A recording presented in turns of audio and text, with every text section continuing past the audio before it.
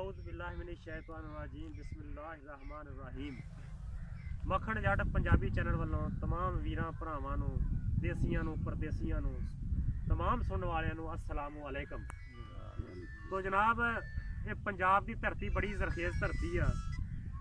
इत्थे बड़े बड़े हीरे लुके बैठे आ। दूर दराज इलाकों च तरक्की जिहड़े पजीर इलाके आ उन्हां च बड़े बड़े हीरे लुके बैठे आ।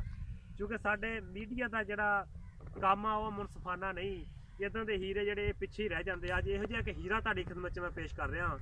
थोड़ी जी उहदी आवाज़ नूं चखो, इहदी असीं मजीद भी फिर लंबी वीडियो भी बनावांगे।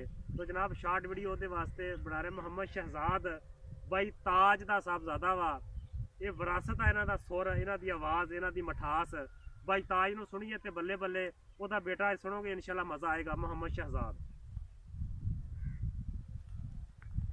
जिन्ने जिंदगी च मेहनतां दी कीती है कमाई, ओह टोकरा चका के चगा झाड़दे नहीं हुंदे।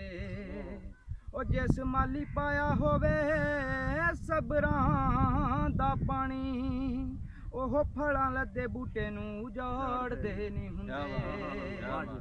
ओ कोई भोली भाली उमरां च गुड्डियां ना खेडे, ओ कोई उसे ही उम्र विच गड्डा हकदा।